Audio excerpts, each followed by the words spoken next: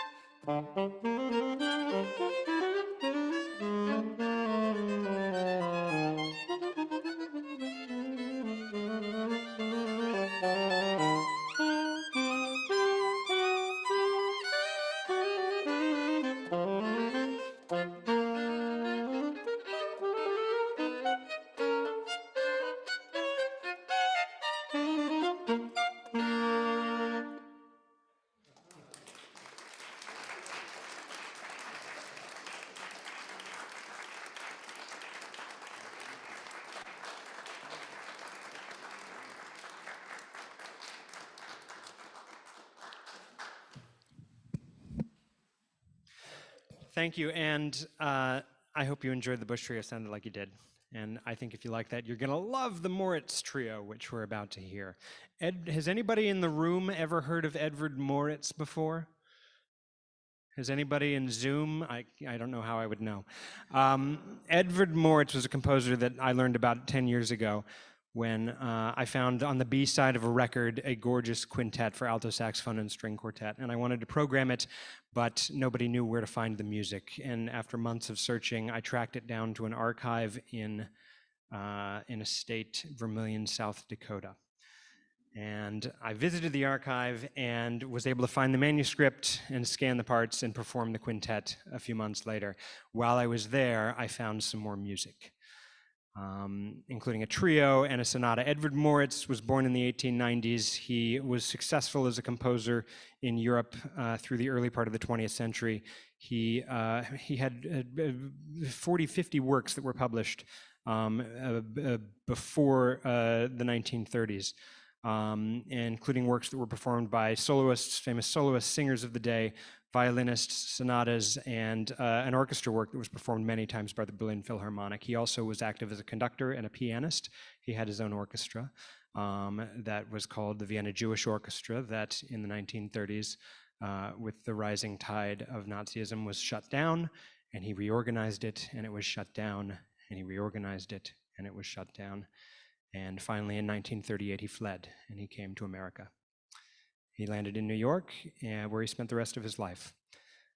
He was initially very active, having works performed, having his own orchestra concert in Town Hall in New York. He befriended a saxophonist who was active in New York at the time and wrote a sonata, and then another sonata for that saxophonist, and then the quintet. And continued writing pieces. And Cecil Leeson, the saxophonist, I think only ever played the first sonata. He played it all the time. He played it for the rest of his life. He never played many of the other works, including this one. And so tonight's performance of Edvard Moritz's trio is a world premiere. This piece was written in the 1960s. I'm not sure of the exact date, but it's never been heard before. I am very grateful to my colleagues for putting this together. It's gorgeous, romantic music. I hope that you enjoy it. Edvard Moritz.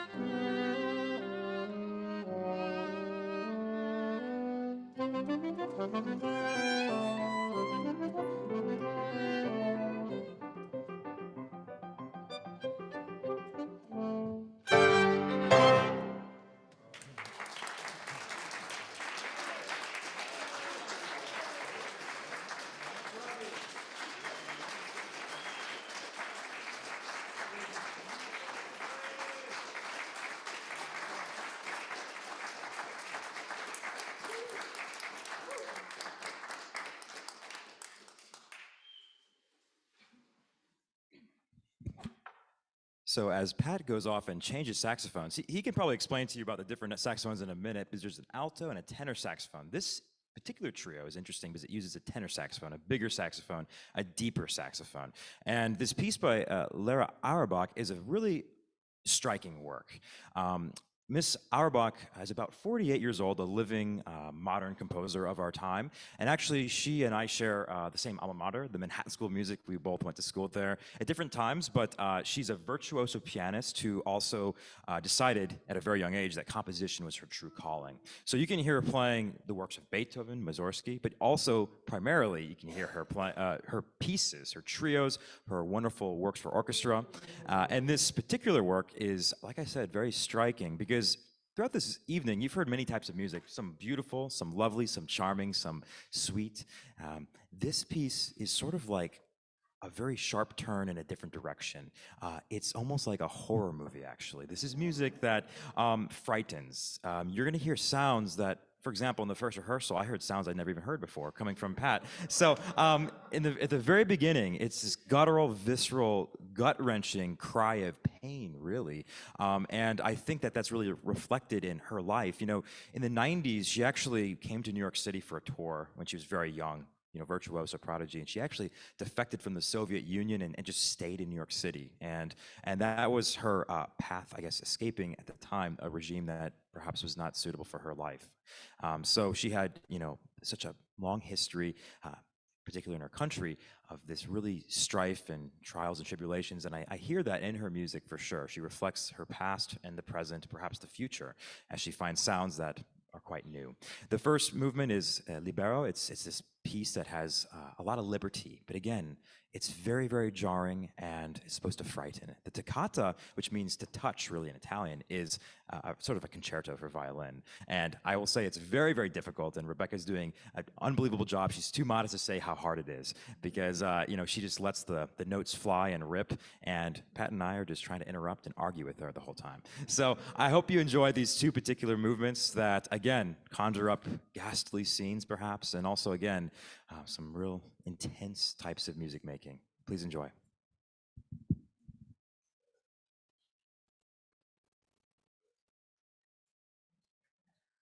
It's just a bigger saxophone.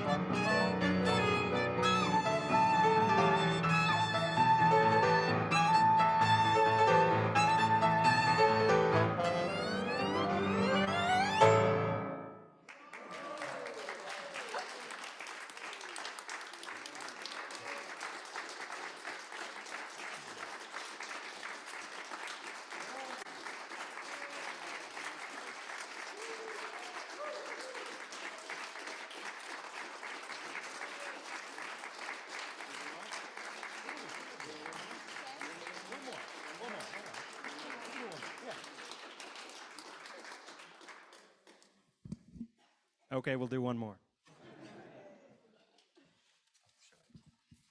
So we started off with Mr. Erwin Schulhoff. We're going to end with Erwin Schulhoff as well. He's a beloved composer of myself, and I must admit that I might have, yanked their arm a little bit to play this as an encore, but it's one of my favorite pieces by him. The title is Susi. Now, this is a piece that was written in 1936 or 37, but it's a callback to the golden 20s, a happier time of Schulhoff's life before, things became very difficult. It's a short little Fox song, as he puts it. He had to publish his music at the end of his life under pseudonyms. So in this case, Elman Bazar. He actually could no longer use his name Erwin Schulhoff, which is quite sad. But needless to say, I've never come across a quote-unquote classical composer who's so able to embody this type of dance style, this type of dance form, aside from Johann Sebastian Bach, who found his own dances in the Baroque time. And with this, Schulhoff, I'll leave you with this thought, is that he always said that for him, the true music that he heard was always in the nightclubs, the jazz clubs, when musicians were playing with such freedom and spontaneity. And I think that's what you're about to hear, is us classical musicians really trying to embody that sense of happiness, of better times, and the freedom that music and the joy that it can create. So hope you enjoy Susi by Erwin Schulhoff.